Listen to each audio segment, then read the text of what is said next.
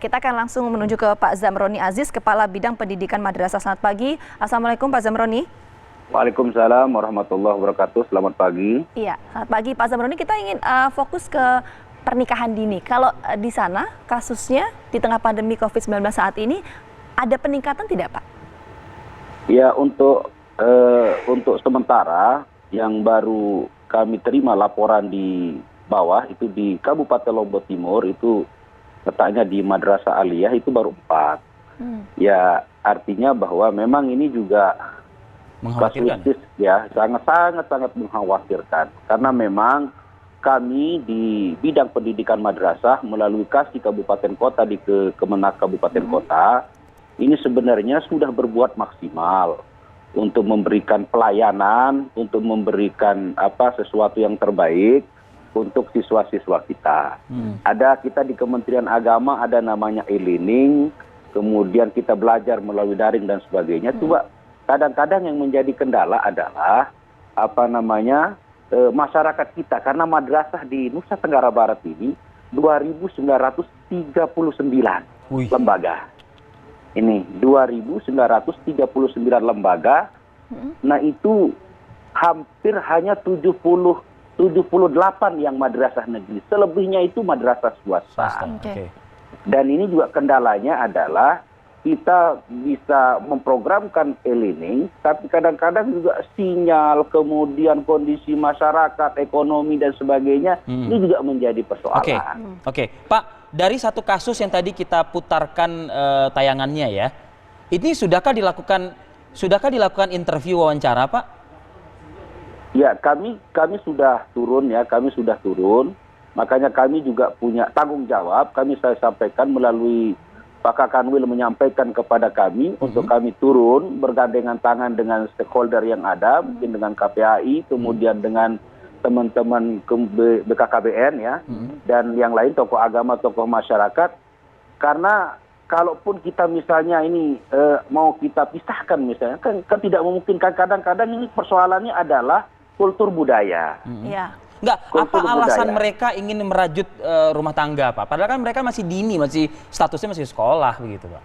Ya, saya kira ini kan karena juga kadang-kadang juga persoalannya ini juga mau tidak mau kita harus akui karena memang pengawasan.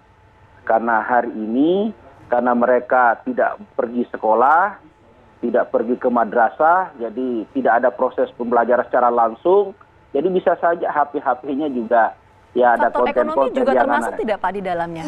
Saya kira itu juga mempengaruhi. Tetapi paling tidak kami selaku pendidik ya, selaku pendidik kan pengawasan kami terbatas dalam kondisi pandemi ini.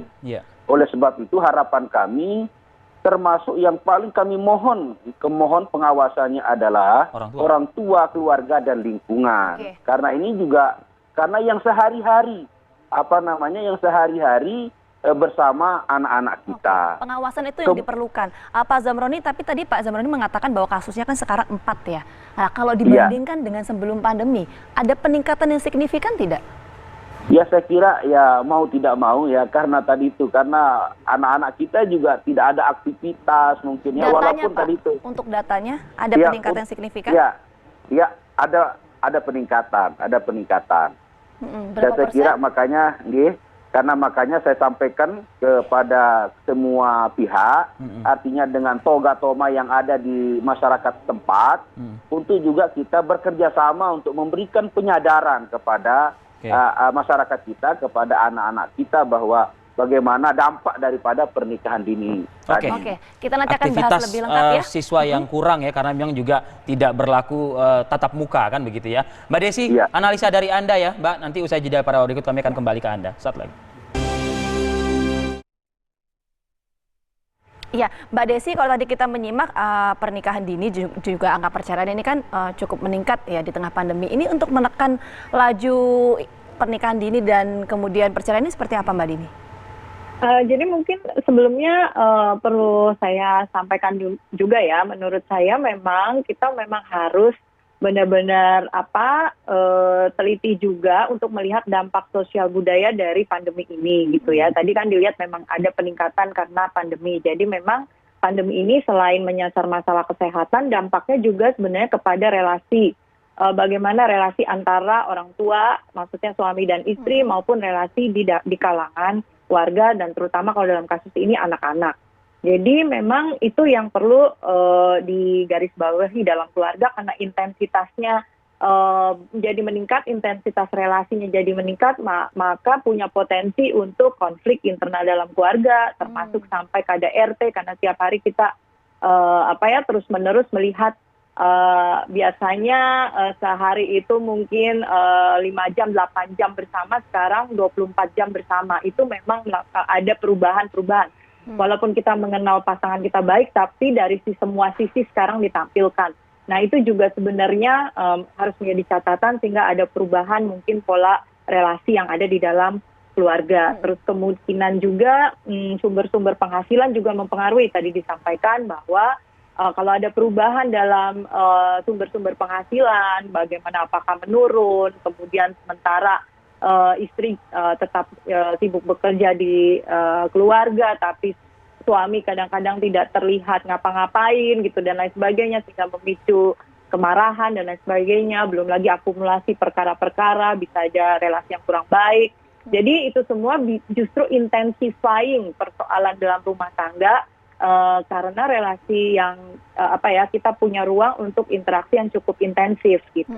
Nah itu yang sebenarnya salah satu dampak sosial di dalam keluarga. Nah untuk untuk pernikahan dini demikian juga gitu ya, karena perubahan pola kehidupan kebiasaan dalam masyarakat kita juga, yang biasanya anak itu pagi langsung pergi ke sekolah lalu pulang, ini karena tidak ada jeda juga, berada di rumah nggak ngapa-ngapain. Nah itu juga sebenarnya memicu jadi lebih intensifying relasinya dia misalnya dengan teman-teman, tapi via WA dan lain sebagainya. Saya khawatirnya pamit dari rumah nyari sinyal, nggak taunya malah ke rumah pacar gitu loh. Ya bisa jadi justru relasi personalnya itu justru mendapat ruang yang lebih dibandingkan mungkin relasi-relasi yang hubungannya seperti pendidikan, dalam konteks pendidikan. Nah ditambah ini juga catatan ya menurut saya dalam konteks pernikahan dini yang kita harus waspadai, sistem PJJ dalam arti belajar dalam jarak jauh itu negara siap atau tidak. Kalau saya lihat yang justru siap adalah sekolah-sekolah dalam tanda kutip swasta menengah ke atas. Baik. Tapi untuk negeri secara umum itu merupakan catatan yang penting untuk diperhatikan, karena itu tadi kalau anaknya jadi nganggur di rumah, nggak ada kegiatan apa-apa gitu, tinggal nunggu gurunya kirim tugas lalu mengerjakan sendiri tanpa ada kontrol,